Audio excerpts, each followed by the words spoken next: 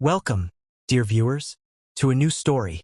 Today's tale is titled The Advice Seller, one of the most delightful tales of fantasy. We hope you enjoy it, and feel free to share your thoughts in the comments.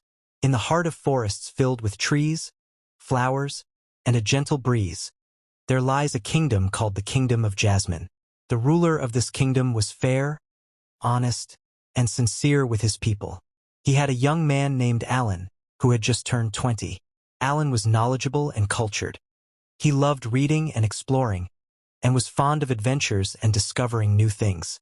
This had been his dream since he was a child, to travel and roam beyond the boundaries of the kingdom. However, his father often opposed this passion, fearing for him from thieves and bandits, as Alan was his only son, and he didn't want to lose him.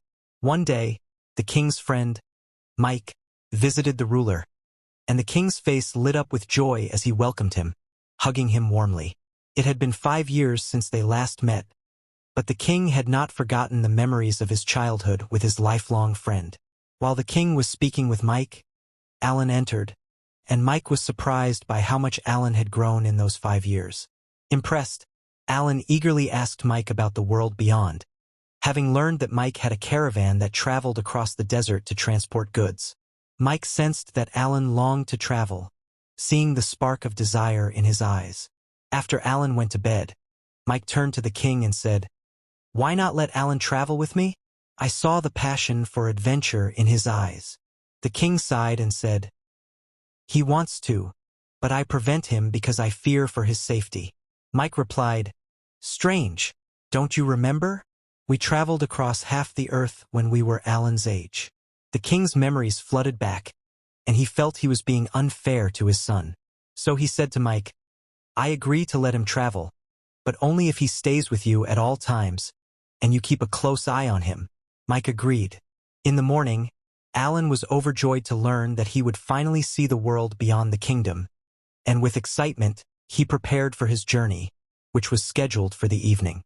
As evening fell, he bid farewell to his father, who gifted him a noble horse to assist him on his journey. Alan set off with the caravan full of goods, engaging in lively conversation with the travelers. As night approached, he lay down to sleep amidst the howling of dogs and wolves, unaccustomed to the open wilderness compared to the high walls of the palace. Though fear filled his first night, it became a lesson, helping him adapt to the darkness of night. The next morning, Mike woke Alan early to continue their journey. As they traveled, they passed by an old man sitting in front of a small sandy hut with a sign next to him that read, "I sell wisdom and advice." Alan was intrigued by what he read, and he turned to Mike, asking, "Is what's written on that sign true?" Mike replied, "I don't know. We see him every year in the same spot, but I think he's crazy. Who would sell wisdom and advice for money?" Alan felt curious and wanted to speak with the old man. He said to Mike, "I'll go over there, but I won't be long. I'll return quickly on my swift horse." Mike cautioned him, "Don't take too long. Your father has entrusted you to me, and I am responsible for your safety. But I love you and don't want to disappoint you." Alan thanked Mike and headed over to the old man, the advice seller. When he arrived, Alan greeted the seller, who returned his greeting. Alan asked, "What do you sell?" The old man replied, "As the sign says, I sell wisdom and advice." "How so?" asked Alan. "Give me a gold coin, and I'll give you advice that will benefit you in life," the seller responded. "A gold coin? That's quite a lot," Alan thought to himself, but he handed over a coin. The old man then said, "Here is my first piece of advice. Cherish your beloved, even if he is but a humble servant." Alan wasn't particularly moved by this advice, but he decided to purchase another, hoping it might be more useful. He handed over another gold coin, and the old man said, "The second piece of advice. Before you act, plan carefully. If you fall into error, it will be difficult to escape." Alan was still not convinced by the wisdom he was receiving but decided to try one last time. He handed over a third coin, and the old man offered his final advice. "In moments of joy, seize them, and if your soul hungers for something, feed it." Alan thanked the old man for the advice, even though he didn't quite understand it. He then caught up with the caravan, where Mike asked, "What happened with the old man?" Alan replied, "Nothing much. He told me he sells advice and wisdom, so I bought 3 pieces of advice from him." Mike laughed sarcastically, thinking Alan was joking. Who would actually buy advice after all? After a night of traveling, the caravan ran out of water, and both the men and camels became very thirsty. As they walked under the scorching sun, Alan spotted a well in the distance and thought the caravan would stop there to drink. But they passed by the well without stopping. Alan asked Mike, "Why didn't we stop at the well?" Mike replied, "This well is filled with water as clear as honey, but anyone who goes down to fetch water never returns. They just vanish. No one dares go down there anymore." Alan thought for a moment and then told Mike, "I'll go down into the well." Mike protested, saying, "No, I don't want to lose you. I'm responsible for your safety." Alan argued with him until he finally relented. Alan said to Mike, "I'll tie my horse near the well, and if I go down and don't return, don't wait for me. Continue on your way. I'll catch up with you later on my horse." Mike, trembling with worry, agreed reluctantly. Alan tied his horse and descended into the well using a rope held by the men of the caravan. Suddenly, the rope snapped, leaving Alan stranded in the well. The men, along with Mike, grew anxious, and Mike began to cry, blaming himself for Alan's loss. Eventually, they returned to the caravan, leaving Alan's horse tied to the well, while Mike wondered how he would tell the king. Alan opened his eyes and found himself in a room inside the well.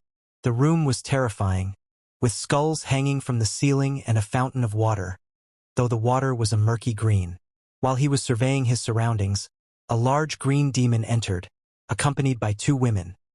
One dark-skinned and ugly, dressed in tattered clothes, and the other radiant and beautiful, with fair skin, golden hair, and lovely attire. The demon said to Alan, "I will let you go if you answer my question. If you answer incorrectly, I'll hang your skull alongside these others." All these people failed to answer my question. "What's your question?" Alan asked, trembling with fear. "My question is simple," the demon replied. "Which of these 2 women do I love?" Alan looked at the 2 women, not knowing what to say. The first was unattractive, while the second was beautiful. As he pondered, he remembered the old man's advice. "Love your beloved, even if he is a dark-skinned servant." Alan then told the demon, "You love the ugly one." The demon was shocked, for this was indeed the correct answer. "Well done, young man," he said. "You're the first to answer correctly. From now on, you may drink from this well whenever you wish." He then cast a spell that transported Alan out of the well.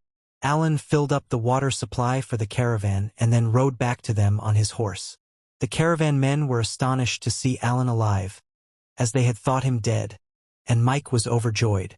The camels and men drank to their fill, and Mike asked, "How did you make it back?" Alan did not explain in detail, merely saying, "The rope broke, but I managed to climb up." The caravan continued on its journey. After traveling for several days, they reached a large river where the water level was remarkably high. The men were afraid to cross, fearing the camels might be swept away. Mike was considering turning back to protect the goods and waiting for the river to subside. But Alan paused, remembering the old man's advice. "Before you act, plan carefully. If you fall into error, you won't escape." Alan took a long spear from the caravan and began to test the depth of the river by stepping on exposed rocks and probing with the spear. When he felt the spear was not sinking deep, he knew it was safe to step. He called for the caravan to follow him, and eventually, he guided the men and the loaded camels across safely. Impressed by Alan's ingenuity, Mike thanked him sincerely, and they continued their journey. Along the way, Alan admired the landscapes, enjoying nature, and recorded in his notebook every new type of animal or plant they encountered. The caravan later passed by a village where a large wedding celebration was being held for the son of the village chief. Alan wanted to join in, but Mike stopped him, saying they needed to deliver the goods on time. Alan was disappointed by Mike's refusal, especially as he remembered the old man's third piece of advice. Don't miss a moment of joy, and if your soul hungers for something, feed it. Alan said to Mike, I'm going to the wedding. I won't be long. I'll catch up with you on my horse when it's over. Seeing Alan's determination, Mike agreed. Alan entered the wedding, which was open to all, and enjoyed the music, dancing with the villagers and making memories. When he grew hungry, he found a piece of bread, which he ate to curb his appetite for the rest of the evening. After 2 hours of celebration, he overheard one guest warning another about bandits who robbed caravans in the area, advising him not to travel that night. Alan immediately thought of Mike and the caravan. He quickly left the wedding, mounted his horse, fastened his sword, and rode off as fast as he could. After 15 minutes of riding, he reached a dark area and slowed down, wary of bandits. He soon heard faint sounds, and upon investigating, discovered they were the muffled voices of the caravan men, who had been bound and gagged. The bandits had stolen the goods and camels and had taken Mike to their lair, intending to return later for the rest. Alan whispered to the men to stay as they were and, when the bandits returned, he would follow them to their base. Once he reached the hideout, they would fight with all their strength to reclaim the goods. The men agreed, and Alan loosened their bindings slightly to make it easier for them to get up when the time came. He hid behind a rock. After a while, the bandits returned, took the men, and Alan followed them to their hideout. As soon as they arrived, the men sprang up, fighting the bandits with all their might. They overpowered them, advanced toward the bandit leader, killed him, and freed Mike and retrieved their goods. Alan joked with Mike, saying, If you'd come with me to the wedding, none of this would have happened to you. Mike laughed, replying, You're right. I should have listened to you. On the way back, Alan shared with Mike and the caravan men how he had met the old man and how his advice had saved them along the journey. And with that, we've reached the end of the story. We hope you enjoyed it. Let us know in the comments what type of stories you prefer, and don't forget to follow us to receive all our latest content. Thank you.